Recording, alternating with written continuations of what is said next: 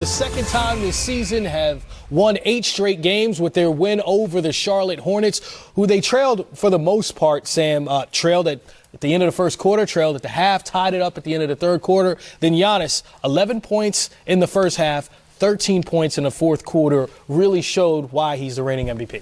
Well, again, this is what Milwaukee Bucks do. Look, they had a tougher time with this Charlotte team today. But at the end of the day, the Milwaukee Bucks is a much better basketball team. They put the defense on them. They clamped down. Giannis did what he does in the fourth quarter, scoring 13 points. And another ho-hum win for this Milwaukee Bucks team. Yeah, Chris, I think you asked a good question back in the green room as we're watching the game. Do you take this team serious? Because Sam hit it in the pregame as show. Championship contenders. Hey, there you go. That's where I was going. Is that you have regular season play, championship play, MVP type play. Then you have playoff MVP and team play.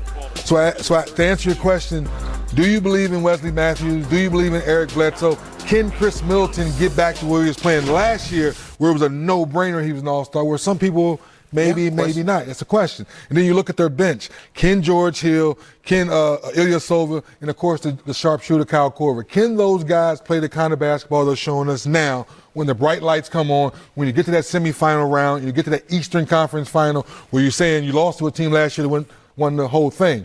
That's the kind of confidence and that's the kind of style of play. Can you keep it up going into the playoffs? That remains to be seen. And when we talk about the MVP conversation or just looking at Giannis in the second half, 19-9. In the first half, my question to you, Sam, was, they're doing a good job at guarding Giannis. He has 3 fouls, seems to be out of his game. But again, this team seems like they're motivated by trying to make a championship run.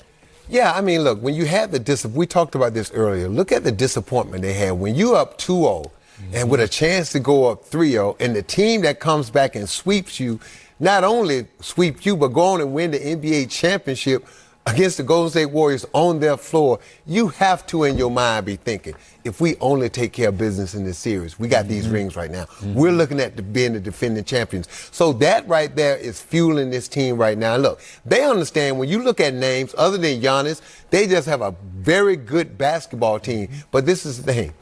Giannis makes all those guys that much better. So if Chris Middleton's just a good player, he's an all-star caliber player when he plays beside Giannis. So everybody on that team that plays with him when he's on the floor, they are much better basketball players because he garners so much attention. 40-6 on the season. It's time to continue the greatness conversation in the sense that look at the teams that they're compared to now.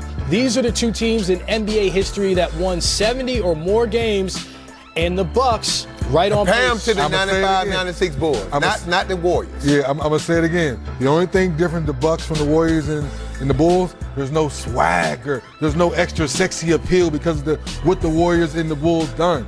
So that's why to Sam's point, where Giannis is carrying the team and you look on this roster and you're saying, wow, this is a solid basketball team, and Bud has them playing great team basketball. So that's accepted for what it is. Did we ever talk about that Golden State team that won 73 games? Never. No one talks about it. Why?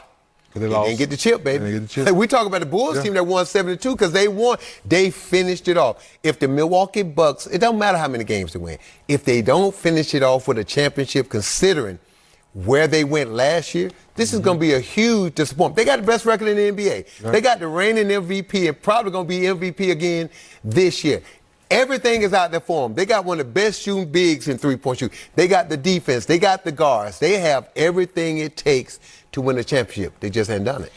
So if you're saying historically, it doesn't matter if they have 70 wins or anything like that, but having that number one Who's talking about it? But having that us. Well, my point is, who talks about Golden State with the record 7 wins? That's Pat because they don't lost. Mean anything. So, but having that number 1 seed in the postseason, home court advantage, no matter who you face, how important is that? I mean, I know you made deep runs with the Orlando Magic. It's extremely important, and that's why, to Sam's point, you let that slip away last year. Now you have to get it back again, be the number 1 seed, learn from what happened last year, and pay attention to detail. Because the little things that help Toronto get that edge, get their confidence back, and obviously Kawhi's 4 bounces and it goes in. You hope that 4 bounces back in your building next time and you close it out. Not say it's guaranteed because you have home court advantage, you're going to win. But think about something. Who wouldn't love having a Game 7 of the Eastern Conference Finals, go to the championship at home? At home, not on the road. At home makes a huge. I lost 2 Game 7s on the road when I played in the NBA. 2 Game 7s. In my heart, I know for a fact, if we had those games at home, I might be sitting up here with a ring or 2 right now. Yeah. Certainly the conversation has shifted for Giannis as opposed to, will he be an MVP? Check that off the list. Can he win a championship and lead his team there? That's the goal for this team that's now 40-6 on the season. Well, it was a sluggish first 3 quarters in his debut for Zion Williamson, but that fourth quarter, explosive. 4 for 4 from three-point range, showed us a glimpse of why he was the #1 overall pick in last June's draft. As he prepares for his second game tonight against Denver, let's listen to Zion.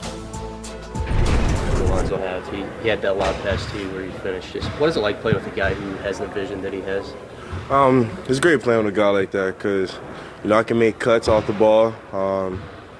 Sometimes to break the play, and I know that he's going to see it and he's going to try to find me or he's going to make the right read. So I think it definitely opens up the game for me a lot with a player like him. Have they told you anything about tonight in terms of how many bursts you're going to have or what the schedule's going to be like tonight? Nah, they haven't went over with me yet, but I feel like it's going to be pretty similar, if anything. Son, what does it feel like getting that first game out of the way for you? It felt great. It went by super fast for me because I'd be in the game and next second getting subbed out. But it was a great experience, and I love the fans for showing that much support. After looking at the film with the coaches, what was kind of their main focus for you, they wanted to see you improve tonight? Just keep getting my feel back for the game and just find myself. Don't try to fit in, just try to be myself. How long do you think that process actually takes where you actually feel like your own self? Honestly, I don't know, man. I feel like this is the NBA. It's different. I was just in college last year, so it may take 5 games, it may take less. I think it's just a matter of how fast my confidence rises. How's your knee feeling? It's feeling fine. I think one of the things JJ said yesterday was, I told you right before the game, you don't have to make the Hall of Fame in just this one game. Drew and JJ been helpful throughout this process? They've been very helpful throughout this process. When JJ came and told me that, it definitely eased the tension a bit because, you can just feel the energy and what people are expecting. So that's why I went out there and was just trying to make the right play. You basically didn't play any small ball 5 when you were at Duke, and they kind of did that immediately in your first game. How different is that for you, kind of playing that different role, and what kind of ways do you think you can take advantage of bigs when you're in that spot?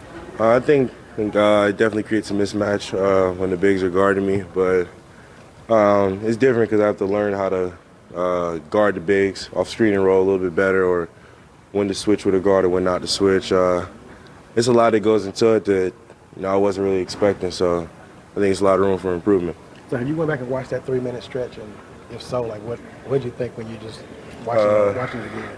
Honestly, I tried not to, but on every social media, it was there, so I did go and watch it. But I mean, it was crazy. Finally got to see myself in an NBA uniform. That was the craziest part for me. I think your career high in 3-pointers you made at Duke was 3. Do you remember the last time that you did make 4 threes in a game? Probably high school. I usually try to attack the basket, but I was just feeling it that day.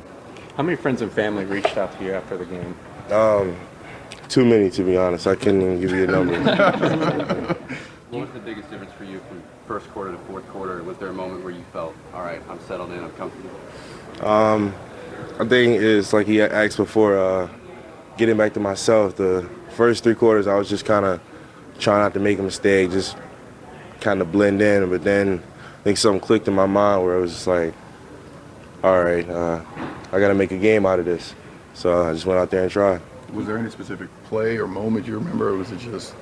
I think it was the rebound and then outlet pass to Etwan. I think that really got me going in the fourth. Do you think teams will give you a little bit less space to shoot after that performance? Honestly, I don't know. They might not. They might leave it the same, or they might give a little space. But to be honest, I'm just going to make the right play.